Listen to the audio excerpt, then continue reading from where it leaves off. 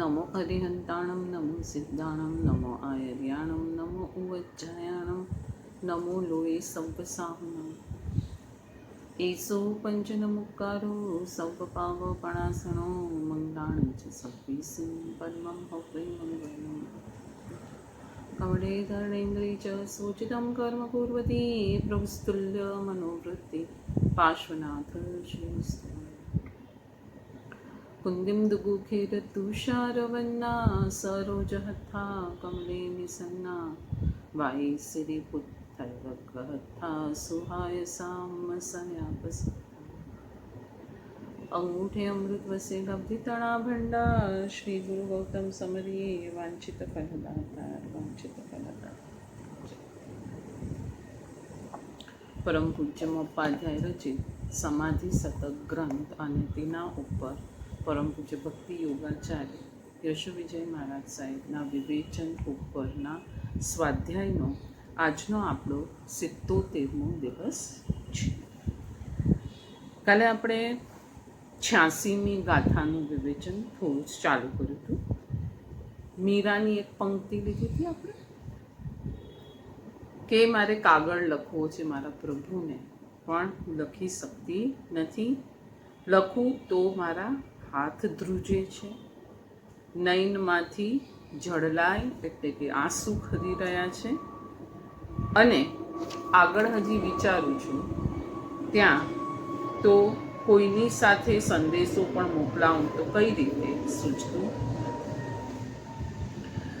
એ જ વિરહની આસક્તિને નારદ ઋષિએ પરમ પ્યારાના વિરહની ક્ષણ અને એ એક એક ક્ષણ ઉપર એના હસ્તાક્ષરો છે, આ વાત આપણને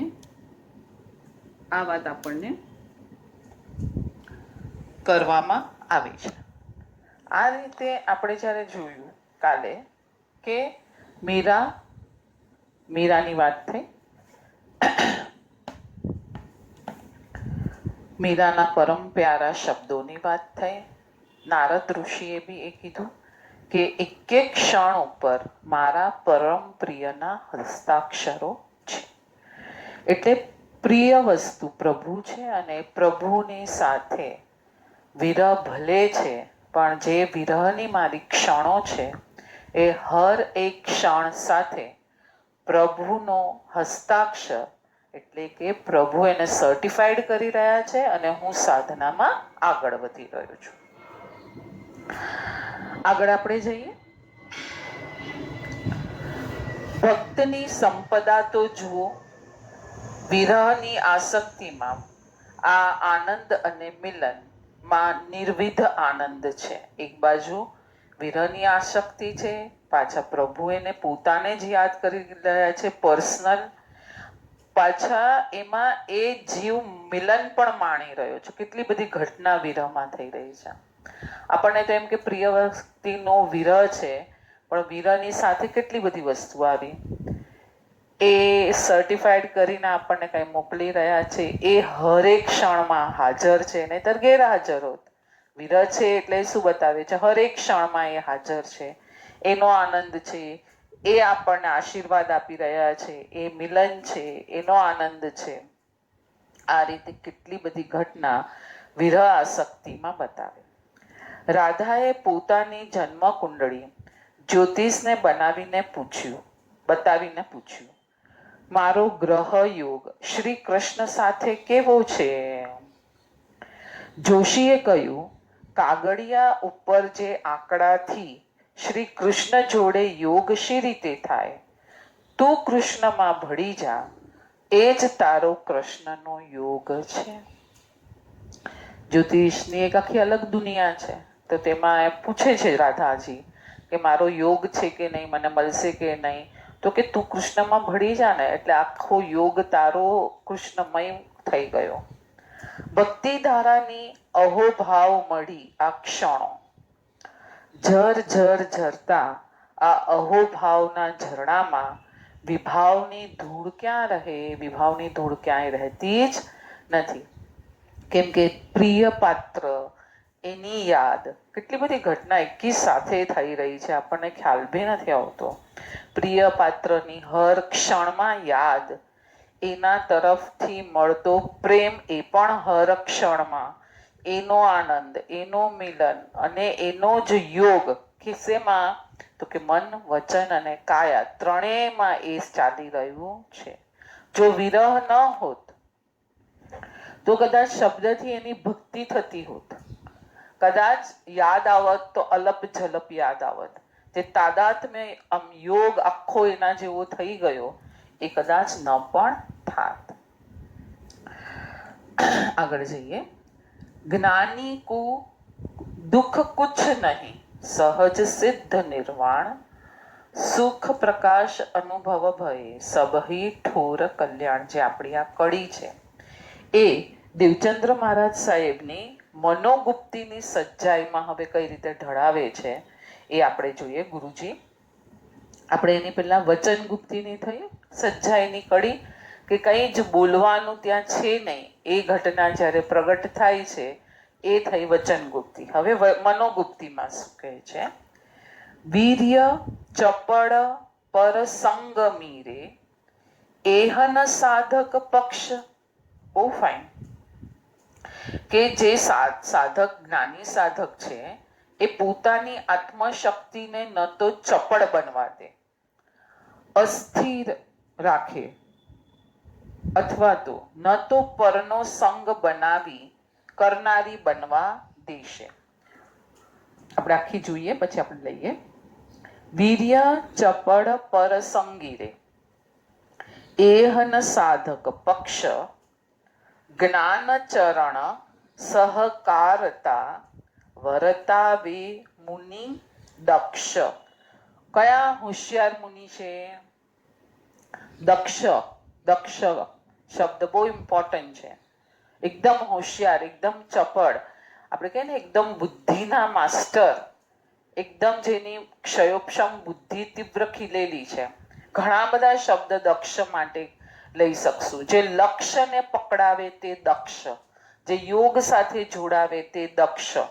તો કે જ્ઞાનના ચરણને જે સહકારે છે, જે જ્ઞાનની સાથે જોડાય છે એ મુનિ હોશિયાર દક્ષ છે. અને એ ક્યારે દક્ષ બને છે પાછા? તો કે જે પોતાની આત્મશક્તિ છે એ પરસંગમયી ન બનવા દે, એ સાધકનું લક્ષ્ય છે અને એ દક્ષ બને છે. ખાલી શબ્દ આમ અટપટા લાગે છે, બાકી એકદમ સહેલું છે. કે જે આપણે સંઘની પંચેન્દ્રિય જીવ છીએ, બરાબર? એમનો આપણા અંદર જે શક્તિઓ રહી છે, કેવળ જ્ઞાન શક્તિ છે, કેવળ દર્શન શક્તિ છે, અનંત સુખ શક્તિ છે, અનંત વીર્ય શક્તિ છે, આ બધી જે શક્તિ આપણી અંદર રહેલી છે એ હર ક્ષણે આપણામાં કોઈને કોઈ રૂપે પ્રગટ થઈ રહી છે. પણ કર્મનું આવરણ વચ્ચે છે એટલે આપણે એને મતિ જ્ઞાન કહીએ છીએ. નીકળે છે તો કેવળ જ્ઞાન જ અત્યારે, પણ વચ્ચે આવરણ આવી જાય છે તો એ શેમાં કન્વર્ટ થઈને આપણે એને શું કહીશું? આ મતિ જ્ઞાન છે. એવી રીતના અનંત વીર્ય નીકળી રહ્યું છે, અનંત શક્તિ નીકળી રહી છે, પણ કર્મના આવરણમાંથી એને પસાર થઈને નીકળવું પડે છે. આપણી અજ્ઞાન દશામાંથી એને પસાર થઈને નીકળવું પડે છે. તો આપણે એને શું કહેશું? લાભાંતરાય, ભોગાંતરાય, ઉપભોગાંતરાય એવા નામ આપીએ છીએ. હવે જે સાધકને પોતાને લક્ષ્ય પકડવું છે, તો એ શું કરશે? પોતાની જે શક્તિ નીકળી રહી છે અત્યારે એટ અ ટાઈમ, એ પરમાં નહીં જવા દે, પણ પોતાનું જે લક્ષ્ય છે આત્મ સાધના એ તરફ જવા દેશે. એટલે શું થયું? શક્તિ એક જ નીકળે છે, એક જ ટોર્ચ છે. એ ટોર્ચ હું જ્યારે પરના ઘર ભણી મૂકું છું તો મને પરનું ઘર દેખાય છે. એ જ ટોર્ચ જ્યારે હું સ્વના ભણી મૂકું છું, એટલે કે મારા ઘર ભણી મૂકું છું, તો મને આખું મારું ઘર દેખાય છે. તો અહીંયા હોશિયાર સાધક, હોશિયાર મુનિ શું કરે છે? પોતાના વીર્યને, અંદરની નીકળતી શક્તિને જરા પણ પરમાં જવા દેતા નથી. પછી ક્યાં સંગ થાય? તો કે ક્યાંય રતિ અરતિ કશામાં સંગ થતો નથી. હવે જ્યારે રતિ અરતિમાં સંગ જ નથી થતો તો પછી મન શા માટે ડગુમગુ થશે? અહીંયા આખું આ પકડાવાનું કારણ શું છે? મનોગુપ્તીની સજ્જાઈનો પેરેગ્રાફ લીધો છે, દેવચંદ્ર મહારાજ સાહેબ રચિત. તો મન ડગુમગુ કેમ થાય છે? એક તો શક્તિ નીકળે છે, એ પરમાં જાય છે, અને જેવી પરમાં જાય છે એવું રતિભાવ કે અરતિભાવ બેમાંથી એક ભાવ તો થશે ને થશે જ. હવે કા રતિમાં ગયો, કા ગમામાં ગયો, કા અણગમામાં ગયો, એટલે શું થશે? મન ચંચળતા કરવા માંડશે. એક તો ઈચ્છા શું થશે? સારું છે તો લઈ લઉં અને ખરાબ છે તો બદલું. બસ આ જ બે ઈચ્છામાં આખો દિવસ આપણો પસાર થાય છે. આપણો આખો દિવસ એમાં પસાર થાય છે. સારું છે, ચલો ફૂલ સારું છે, પ્રભુને ચડાવો. હા, આ ફૂલ સારું નથી તો પ્રભુને નહીં ચડાવો, તો બીજું સારું ફૂલ લેવાની પ્રયત્ન કરશો. તો આ બી મન ગુપ્તી નથી, મનની ચંચળતા જ છે. અહીંયા તો આખું જે શક્તિ નીકળી છે રહી છે એ પોતાની અંદર જ્યારે સ્થિર થશે. આપણે વચન ગુપ્તીમાં બી આ જ વાત જોઈ કે ત્યારે જ કર્મ નિર્જરા થશે. નહીં તો યોગોનું કંપન ચાલુ છે ને, યોગોના કંપન સાથે પાછું આપણું તો અજ્ઞાન બી ચાલુ છે, કશાય બી ચાલુ છે, અવિરતિ બી ચાલુ છે. બધા ચારે ચાર દરવાજા ખુલ્લા છે. ચાર દરવાજામાંથી કચરા અંદર આપણા આવી રહ્યા છે. તો અહીંયા ક્ષપક્ષણી જે જીવો માંડવાની તૈયારી કરી રહ્યા છે એ પણ આપણે જોયું ને કે જ્યારે સ્વાધ્યાયમાં જાય છે એ પરભાવ કીધો, આગળની ગાથાઓમાં આપણે જોયું. તો એ પરભાવમાં જ્યારે જાય છે એ બી એને પોસાતું નથી, કેમ કે ખબર છે કે છઠ્ઠા ગુણસ્થાનકે આટલા પ્રકારની કર્મ પ્રકૃતિનો બંધ આવો થશે જે મને સંસારમાં રખડાવનાર બની શકશે.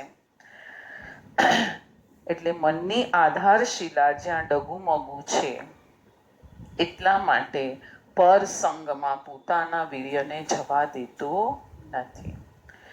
એક ગીત પહેલી વાર સાંભળ્યું, સરસ લાગ્યું. 100મી અને 200મી વાર જ્યારે આ ગીત સાંભળે છે ત્યારે એને પહેલી વખત સાંભળેલા જેવો રોમાંચ હોય છે ના, નથી હોતું. અહીંયા એક એક્ઝામ્પલથી સમજાવવામાં આવ્યું છે. એક ભાઈ મળેલા, ચાની કંપનીમાં એની નોકરી, અલગ અલગ ચાના ટેસ્ટ કર્યા કરવાના અને ટેસ્ટને વધુ સારો બનાવવા માટે સૂચનો આપ્યા કરવાના. નોકરીના ભાગરૂપે રોજ કેટલીય વાર ચા એને પીવી પડે. ક્યારેક તો મોઢામાં ચાનો ઘૂંટડો ભરે, સ્વાદ એને ખ્યાલ આવી જાય, પછી એ ફેંકી દે. ચા મનગમતી ક્યાં સુધી? ખ્યાલ આવે છે? ક્યાં સુધી? લિમિટમાં. કોલ્હાપુરના પણ એક જૈન ભાઈ મળેલા, ગોળના જથ્થાબંધ વેપારી. અલગ અલગ ગોળના જથ્થા હોય, દરેક જથ્થાના ગોળનો એમને ટેસ્ટ કરવો પડે. તેઓ કહેતા હતા એટલો બધો ગોળ ચાખવો પડે કે હવે ગોળ મોઢામાં જાય ત્યારે મોઢું કડવું બની જાય છે. પેલામાં ચા કડવી છે એ નથી ફાવતી, અહીંયા ગોળ ગળ્યો છે એ નથી ફાવતો. એટલે અશુભ રાગ બી નથી પસંદ અને શુભ રાગ બી પસંદ નથી. ફક્ત શુદ્ધ જે તટસ્થ રાગ છે, રાગ ન કહેવાય પણ સમજવા માટે ભાવ છે, એ જ એને પસંદ છે. કેમ કે અહીંયા ગમો અણગમો, બદલવું, સ્થિર કરવું, સાફ કરવું, ચોખ્ખું કરવું, સરખું કરવું, એમાં 24 કલાક આપણા મનોમંથન ચાલ્યા રાખે છે. સાધકની દક્ષતા, ચતુરાઈ ત્યાં છે કે એ પોતાની આત્મશક્તિ સ્વભણી વહાવે. જ્ઞાન, દર્શન અને ચારિત્ર આદિ સ્વગુણોને પુષ્ટ કરવામાં પોતાની શક્તિને વાપરે. માનસિક દુઃખ વિકલ્પોને કારણે આવી શકે. બહુ સરસ. માનસિક દુઃખ કોના કારણે આવે છે? વિકલ્પના કારણે. પોતાના કારણે કોઈ માનસિક દુઃખ જેવી છે ને, મનમાં જ બધું વિચારે ને પછી એમાં જ એ ક્યાંનો ક્યાં પહોંચી જાય, પછી ક્યાંનો ક્યાં બધું ભેગું કરે, એનાથી દુઃખી થાય, એમાંથી મન ડામાડોળ થાય. એટલે આખું અનંત વીર્ય ક્યાં ફરી આવ્યું? તો કે માનસિક આખી યાત્રા કરી આવ્યું, માનસ યાત્રા. અને માન સરોવર યાત્રા નહીં, માનસ યાત્રા કરી આવ્યું. એ વિકલ્પોની પૃષ્ઠભૂ જ્ઞાની પાસે નથી. આવી વિકલ્પોની જે માયાજાળો છે એવું કશું જ્ઞાની પાસે નથી. એમની પાસે છે વર્તમાન યોગ. ક્યાં ક્યાં શબ્દ આવે વર્તમાન યોગ શબ્દ? સાહેબજીને આપણે જયારે કહીએ કે પધારો પધારજો અમારા ઘરે, તો શું કહેશે? વર્તમાન યોગ. ન ભૂતના વિકલ્પમાં ન ભવિષ્યના વિકલ્પમાં વર્તમાન યોગ જે હશે એ પ્રમાણે. એટલે ન વિકલ્પોના કોઈ માયા ઝાડ ત્યાં નથી. જે પણ ઘટના ઘટે છે તેને સ્વીકારવાની છે, તો ત્યાં વિકલ્પ ક્યાંથી આવે? ન ભૂતકાળનો બોજ ન ભવિષ્યની ચિંતા. શારીરિક દુઃખ રોગ આદિનું હોઈ શકે, માનસિક દુઃખ તો આખું ખોટું જ છે. શારીરિક હોઈ શકે, એની કોઈ વાત ના નથી. પણ ત્યાં પણ દ્રષ્ટિ બિંદુ હશે અને કર્મ નિર્જરી રહ્યું છે, ખરી રહ્યું છે, તો એમાં પણ આનંદ જ આવશે. કે કોઈ ભવના અશાતા વેદનીય કર્મના જથ્થા બંધાયા છે ને અત્યારે એ બધા ખરી રહ્યા છે, તો એનાથી પણ તમને એક જાતનો આનંદ જ આવશે. સહજ સિદ્ધ નિર્વાણ. જ્ઞાનીને માટે નિર્વાણ મોક્ષ એ કઈ દૂરની ઘટના નથી. ક્યાં છે મોક્ષ? આ રહ્યો હથેળી, મારાથી આટલો જ દૂર છે, એક વેત જ દૂર છે. અંતર મુહૂર્ત બી બહુ મોટું માપ થઈ જશે, એટલો જ દૂર છે. 87મી ગાથા જોઈએ આપણે, 87મી. સુપન દ્રષ્ટિ સુખ ના થશે, નહીં સોરી, સુપન દ્રષ્ટિ સુખ નાશથી બરાબર છે. જ્યું દુઃખ ન લહે લોક. સ્વપ્નમાં કઈ મારું આખું લૂંટાઈ ગયું, એનાથી મને કઈ દુઃખ થવાનું છે? આપણે આ સ્વપ્નનું આગળ બી એક સ્વપ્ન આવ્યું ને, ત્યારે એને દુઃખ નથી થતું. પેલા રાજાના પોતે રાજા બન્યો તો, 5 પુત્ર મરી રહ્યા, એ સ્વપ્નમાં જોઈ અને પોતે રડી રહ્યો છે. અને પોતાનો જ્યારે સાચો પુત્ર સ્વપ્નમાંથી બહાર આવીને લોકો કહે છે તારો પુત્ર મરી ગયો, તો એને કઈ સમજ નથી પડતી હવે મારે શું કરું. બસ એ જ વસ્તુ આવી પાછી કે સ્વપ્ન દ્રષ્ટિ સુખ નાશથી જ્યું દુઃખ ન લહે લોક. જાગર દ્રષ્ટ વિનષ્ટ મેં ત્યું બુધકુ નહીં શોક. જેવી રીતના સ્વપ્ન દ્રષ્ટિમાં કઈ નાશ પામે છે, એનાથી કોઈને દુઃખ થતું નથી, તો જાગૃત દ્રષ્ટિમાં જે વિનાશી છે એને નાશ પામતું જુએ ત્યારે એને પણ દુઃખ થતું નથી. આખું બેસ્યું, સ્વપ્નમાં બધી આખું ઘર બળી ગયું અને પછી આંખ ખોલીને જોયું ના બધું સલામત છે, તો આનંદ થયો. હવે જે જાગૃત જીવ છે, કઈ રીતે જાગૃત છે? આંખથી ખુલ્લો નહીં, ભેદ જ્ઞાનથી જાગૃત છે, સમજણથી જાગૃત છે. એ પણ જ્યારે આ બધું બળતું જોશે ત્યારે એ પણ દુઃખી નથી. ખ્યાલ આવે છે? એટલે જાગૃત અવસ્થામાં પણ શરીર આદિ જ્યારે નાશ પામે છે ત્યારે એને પણ શોક થતો નથી. કોટિકર્ણ શ્રોણ પ્રસિદ્ધ બૌદ્ધ ભિક્ષુ. પૂર્વા અવસ્થામાં તેઓ એવા ધનવાન પરિવારમાં જન્મેલા કે કાનમાં પહેરવાનું કુંડળ 1 કરોડ સોના મોરનું રહેતું. હવે એ ભિક્ષુ બન્યા. જ્ઞાની પણ એવા જ. એમના પ્રવચનોને સાંભળી લોકો વિરાગી બની અને ભિક્ષુ બની જતા. એકવાર એ નગરમાં આવ્યા. બપોરે 3 વાગે એનું પ્રવચન શરૂ થાય તો સમી સાંજ સુધી ચાલે. એક પણ વ્યક્તિ ઉઠવાનું નામ ન લે. નગરની શેરીઓ સૂની સૂની હોય એ સમયે. હવે અહીંયા ચંદનબાળાની ઘટના બી યાદ આવે છે. પ્રભુને જ્યારે સૂર્યચંદ્ર મૂળ મુદ્રિમાને બંધન કરવા આવ્યા અને ચંદનબાળા કેવા લયલીન થઈ ગયા હશે પ્રભુની દિશના, ત્યારે ન ખાવું યાદ આવ્યું, ન પીવું યાદ આવ્યું, ન પાણી પરટવાનું યાદ આવ્યું, ન ચુવ્યાર યાદ આવ્યું, ન પચખાણ યાદ આવ્યું, કંઈ જ યાદ આવ્યું નહીં. આને શું કહેવાય? યોગની મગ્નતા, તો પછી એમાં દોષ લાગે કે ન લાગે? અસંખ્ય કર્મ ત્યાં જ નિર્જરી શકે છે. આપણા તો માઇન્ડને આપણે કેવું આમ તૈયાર કર્યું છે, આ બી તું કરી લે ને આમાં બી જતું રહે. એટલે રતિ અરતિ એ બંનેમાં એ ઝોલા જ એટલું બધું ખાય છે કે જે મૂળ પકડવાનું છે ને આપણું રહી જ જાય છે. અહીંયા બધા એવા લયલીન થઈ ગયા કે કોઈ ઉઠવાનું નામ ન લે. બાજુના જંગલમાં રહેતા ચોરોના આગેવાનને, એટલે આપણે જ્યારે સાંભળતા હોઈએ ત્યારે આપણે શું કરીએ છીએ? Hearing, not listening. લિસનિંગ થઈ ગયું હોય તો એવા મય થઈ ગયા હોય એને કઈ ખબર બી ન પડે. બાજુના જંગલમાં રહેતા ચોરોના આગેવાનને આ સમાચાર મળ્યા. એ તો રાજીનો રેડ થઈ ગયો. અરે વાહ, સમી સાંજે એક તો સુના ઘર અને લૂંટ પણ થઈ જશે, અને રાત અને પરોઢિયા આપણે રાતના જે કામ કરીએ તો રાત બી આપણી સુધરી જશે, એટલે રાતના કામ પણ કરવાનું નહીં. આવી એક સાંજે પોતાના સાથી સાથે એ નગરની શેરીમાં ગયો. ખરેખર શેરી સાવ સુમસામ, ચકલું પણ ન ફરકે. એક શ્રીમંતનું ઘર એ શેરીમાં. શ્રીમંત દેશાવર ગયેલો અને એની પત્ની પ્રવચન સાંભળવા ગઈ. ચોરો એને ત્યાં આવ્યા. ચોરનો આગેવાન બહાર ઊભો છે, બહાર ઊભો ચોરી કરવા. સાથીઓ ઘરમાં ગયા. શેઠાણીની દાસી પણ કોઈ કામ શેર ઘરે આવી. દૂરથી દ્રશ્ય જોયું અને ચોંકી ઉઠી. દરવાજા ખુલ્લા છે, ચોર મામા આવી પહોંચ્યા છે. એ પાછી ગઈ શેઠાણીને ખબર આપવા.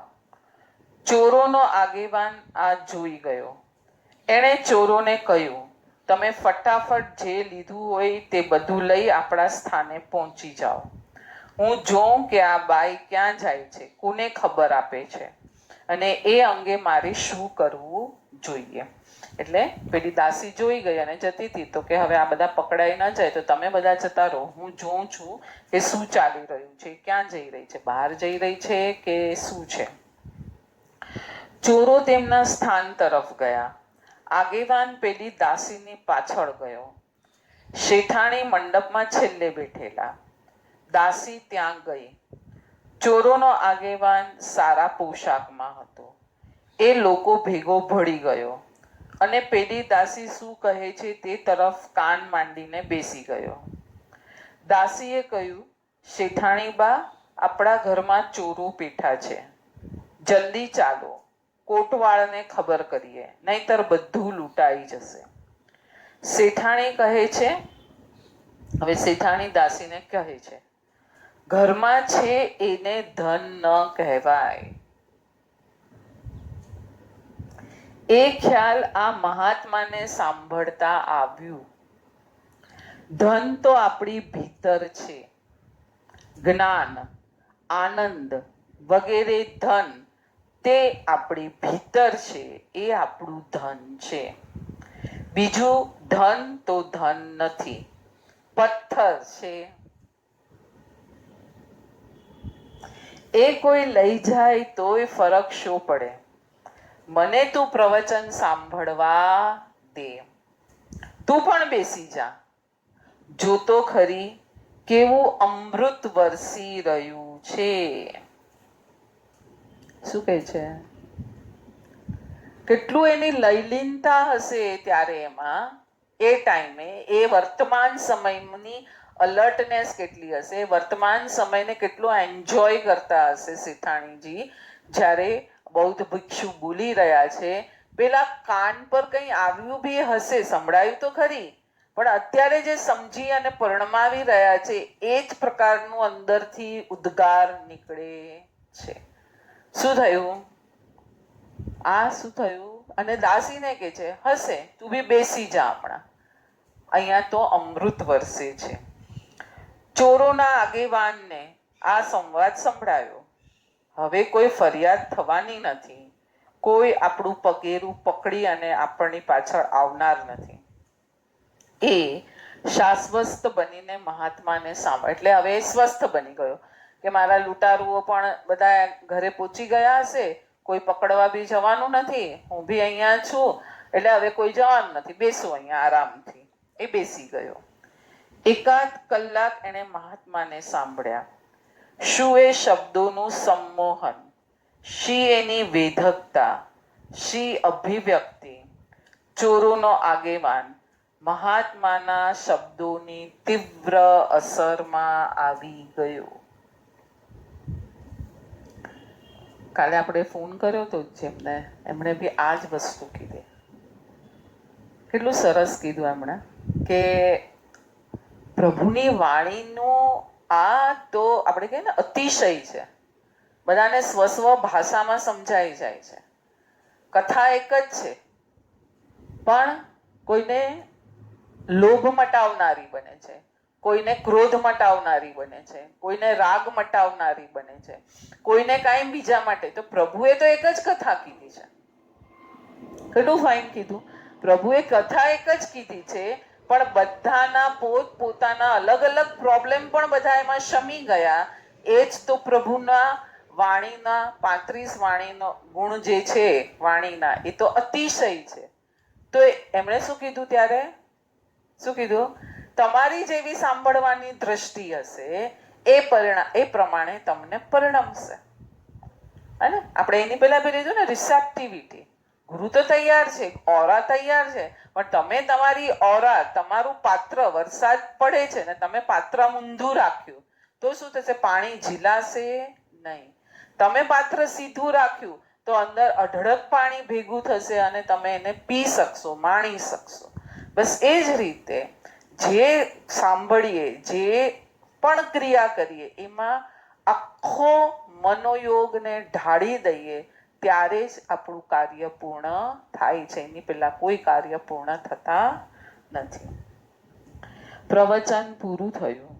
મહાત્માના ચરણોમાં એણે પ્રણામ કર્યો. યોગ્ય લાગતો તો મને દીક્ષા આપો. મને લાગે છે કે જે ધન લૂંટવાની પાછળ મેં જિંદગી ખર્ચી, એ ધન જ ન હતું. ખરું ધન તો એ જ છે જેની તમે વાત કરો છો, જે તમારા ચહેરા પર દીપ્તિમંત થઈને અત્યારે ઝલકી રહ્યું છે. શેના માટે આવ્યો તો એ? ભાઈ એને ચોરી કરી છે એ ખબર ન પડે છે કે નથી પડતી.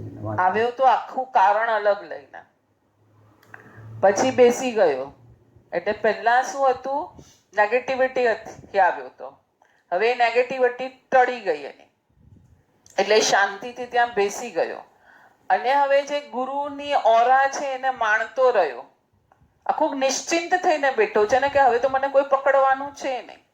હવે જ્યારે નિશ્ચિંતતાથી ત્યાં બેઠો ત્યારે અંદર શું પધાર્યું? જે અમૃત ઝરી રહ્યું હતું એને ઝીલી લીધું અને એનું કામ થઈ ગયું. આપણે વ્યાખ્યાન જઈએ છીએ ત્યારે કઈ રિસેપ્ટિવિટી લઈને જઈએ છીએ? કોઈ વ્યાખ્યાન ભારી, કોઈ હલકું, કોઈ મહા, કોઈ આવું કશું હોતું નથી. વ્યાખ્યાન એટલે પ્રભુ પધાર્યા છે પાઠ ઉપર, ગુરુ એમની વાણીથી આપણને સમજાવી રહ્યા છે. પ્રભુને જ જુઓ ને વ્યાખ્યાનની પાઠ ઉપર. પુસ્તક વાંચો છો એમાં બી પ્રભુના જ શબ્દ છે, આગમથી આવ્યું છે અને કોઈ પૂર્વાચાર્યએ સમજાવ્યું છે. પ્રભુને જુઓ, શબ્દમાં પ્રભુને જુઓ, વાણીમાં પ્રભુને જુઓ, તો આખી રિસેપ્ટિવિટી કેવી થશે? અમૃતમય થઈ જશે. અને એ જ અમૃતમય રિસેપ્ટિવિટી કામ કરશે. નહીં તો શું થશે? બુદ્ધિ પોતાનો ડખો કરવા જશે. આપણે કહીએ ને ડોયો ન હલાવ, બુદ્ધિ એનો ડોયો હલાવતી રહેશે. હા, આ તો કાલે કીધું તું, આ તો મને ખબર છે. અરે તને ખબર છે પણ તેનું કર્યું શું? ધારો કે આજે કોઈ જ્ઞાની મહાત્મા આત્માના ગુણ વિશે સમજાવતા હોય કે આત્માના ગુણ આવા છે, આમ છે, આમ છે, આટલું હોય, આ હોય, આ હોય. હા, આ તો બધી ખબર છે મને. અરે પણ તે માણ્યા તારા આત્માના ગુણને? આણે તો શું કર્યું? નિશ્ચિંત. અહીંયા બહુ સરસ છે. જો એક એક શબ્દ આપણે લઈએ. હવે કોઈ ફરિયાદ થવાની નથી કે કોઈ મારી પાછળ આવવાનું નથી. એટલે શ્વાસ આશ્વસ્ત, એકદમ સ્વસ્થ બની ગયો. હવે મહાત્માને સાંભળ્યા, એમનું સંમોહન થયું, એમની વેધકતા, અભિવ્યક્તિની એને ટચ થઈ ગઈ અને ટ્રાન્સમાં જતો રહ્યો. આપણને ખબર છે ને, પેલામાં સાયકાઇટ્રિસ્ટ જ્યારે કંઈક તમારા મનની વાત કઢાવવા માંગે છે ત્યારે તમને કહેવાય ટ્રાન્સમાં લઈ જાય છે, અને પછી તમારે રોગનું મૂળ ક્યાં છે, ટ્રાન્સમાં તમારી જે બી મનની વ્યથા તમે બોલી કાઢો છો એનાથી એ પગેરું પકડી પાડે છે અને પછી એને દવા કરીને તમને સાજા કરી દે છે. તો અહીંયા શું થયું? ચોરોના આગેવાન મહાત્મા શબ્દોની તીવ્ર અસરમાં આવી ગયા, આખો ટ્રાન્સમાં જતું રહ્યું. આપણે જઈએ છીએ વ્યાખ્યાનમાં ટ્રાન્સમાં. આપણે બધા પ્રોગ્રામ બેક ઓફ માઇન્ડ ચાલે છે. 9 વાગે મારે આ છે, 10 વાગે આ છે, 9:15 ધારો કે સાહેબજીએ કરી કાઢ્યા, વ્યાખ્યાન ધારા ચાલી રહી છે અને સાહેબજી બી કંઈક પોતાના સ્વાધ્યાયમાં લઈ લઈને છે તો 9:15 થઈ ગયા, 9:30 થઈ ગયા. શું થશે અંદર? આખું ટ્રાન્સ, પહેલેથી જ ટ્રાન્સમાં નતા ગયા કે સંમોહન ક્યાં થવાનું હતું? ખ્યાલ આવે છે? આપણામાં જે પચખાણની પદ્ધતિ છે ને, વ્યાખ્યાન પૂર્ણ થાય પછી પચખાણ આપણે માંગીએ કે પચખાણની આશ કરશો જી. એ પચખાણ શું છે એકચ્યુઅલી ખબર છે? એ પચખાણ એકાશનું બીજનું ઉપવાસ, આંબેલ વગેરેના પચખાણ સાહેબજી આપે વ્યાખ્યાન પૂરું થાય એટલે. હવે આ પદ્ધતિ છે. જીનકલ્પી સાધુઓ વખતે આ ન હતી, એટલે ઘણા કાળ પહેલા બી આ પદ્ધતિ ન હતી. આજે શ્રાવક એવા ટ્રાન્સમાં જતો રહ્યો છે, એને એટલું બધું ટચી લાગ્યું છે ત્યારે એને એમ થાય છે કે ખરેખર હું સંસારમાં કરી રહ્યો છું આ છોડવા યોગ્ય છે. આખો એ ત્યાં સરેન્ડર નથી થઈ શકતો, પણ આજે વ્યાખ્યાનમાં એને જે કંઈ સાંભળ્યું છે એની રિસેપ્ટિવિટી લઈને ત્યાં એ પચખાણ ધારણા અભિગ્રહના કરીને નીકળે છે કે આજે તમે જે કીધું છે એટલું બધું સત્ય છે અને હું મારા જીવનમાં આ રીતે એને પાડીશ. હવે તો વક્ર અને જડતા વધતી ચાલી, એટલે શું પચખાણ આપવાની જે એક પદ્ધતિ છે એ ચાલુ રાખવાની છે, કેમ કે પ્રભુના કાળથી આવે છે ને, પ્રભુના કાળથી આવે છે પચખાણ આપવાની પદ્ધતિ. વિચાર કરો. હા, પ્રભુ દેશના દે અને બધા લોકો પચખાણ સર્વવીરતીના લેવા ઉભા થતા હતા. જે સર્વવીરતી નતા લઈ શકતા એ દેશવીરતી લેવા ઉભા થતા હતા. પ્રભુના કાળથી જ ચાલી આવે છે આ પરંપરા. દેશના પૂર્ણ થઈ અને આ બાજુ પચખાણ અપાશે. તો એ જ પ્રભુની પાઠ પરંપરા જ્યારે ગુરુ ભગવંતો પાઠ ઉપર બેઠા છે, પ્રભુને આપણને સંભળાવી રહ્યા છે, એટલે છેલ્લે પચખાણ આવશે. હવે આપણી તો વક્રતાને જડતા માઝા મૂકી દીધી છે કે આજે તો વ્યાખ્યાનમાં શું મારે ગ્રહણ કરવાનું છે એ તો એક બાજુ રહી જાય છે, કેમ કે બુદ્ધિના ખેલ ચાલે છે. એટલે પછી પ્રભુની પાઠ પરંપરા અખંડિત ચાલે એના માટે થઈ અને ગુરુ ભગવંતો એકાશના આંબેલના પચખાણ આપે છે. ખ્યાલ આવે છે શું ચાલી રહ્યું છે? આપણે સ્વપ્નમાં ધન વગેરે મળ્યું, સ્વપ્ન આગળ ચાલ્યું, એમાં બધું લૂંટાઈ ગયું. સવારે માણસ જાગ્યો, સ્વપ્નની યાદ આવશે, પણ ₹1,00,000 મારા ગયા એની પીડા એને ક્યાંય થતી નથી, કારણ કે એ સ્વપ્ન હતું, સત્ય હતું નહીં. સવારે 4 વાગે એણે સપનામાં ગુલાબજાંબુ અને સમોસા બરાબર ખાધા. સવારે જાગ્યો, હવે કહેશે લાવો ચા નાસ્તો. તો કોઈ કહેશે, જેણે સ્વપ્ન એને કીધું હશે આજે તો સ્વપ્નમાં મજા આવી ગઈ ગુલાબજાંબુ ને સમોસા ને બધું ખાવાની, અને સવાર પડી ને તમે મને કહેશો કે ભાઈ હવે મને નાસ્તો આપ, નોકરસીનો ટાઈમ થઈ ગયો, તો હું કહીશ કે ભાઈ સપનામાં તો તમે ગુલાબજાંબુ ને સમોસા ખાધા હતા ને. સ્વપ્નની વ્યાખ્યા મજાની થઈ. જે મળે અને તૃપ્તિ ન થાય તે સ્વપ્ન અવસ્થા. કેટલું ફાઇન! મળે છતાં પણ તૃપ્તિ ન થાય. તો અત્યારની કહેવાતી જાગૃત અવસ્થામાં શું થાય છે? ઘણું બધું મેળવ્યું, તૃપ્તિ થઈ. કેટલું સરસ સમજાવ્યું છે. જે ન મળે અને છતાં તૃપ્તિ ન થાય એ છે સ્વપ્ન અવસ્થા. તો અત્યારે આપણી ઈચ્છાઓની તૃપ્તિ થાય છે હજી. એટલે આપણે મોક્ષ માર્ગને પણ સ્વપ્ન અવસ્થામાં ટ્રાન્સફર કરી નાખ્યો છે. જે આપણે બેભાન સ્વપ્ન અવસ્થામાં છીએ એટલે હજી આપણી તૃષ્ણા વગેરે કાંઈ પણ છીપાતી નથી. ઘણું બધું મેળવ્યું, તૃપ્તિ થઈ અને તૃપ્તિ ન થાય તો એ કહેવાતી જાગૃત અવસ્થા પણ સ્વપ્ન જ કહેવાય છે ને. એની સામે કહે છે જ્ઞાની પુરુષ તો જાગી ગયા છે. અને આપણે વિરામ દઈએ સ્વાધ્યાયને. કાલે અહીંયાથી આગળ લઈશું. પાછા શ્રીપાળ મહિના આવ્યા. રાસના દિવસો નજીક આવતા જાય છે એમ રોજ શ્રીપાળ મહિના પધારી રહ્યા છે. ચાલ, સર્વ સાધકો શાતામાં હશો, બધાની સાધના સારી ચાલતી હશે અને જેના વિરુદ્ધ કાંઈ બોલાવ્યું હોય તો પ્રણામ.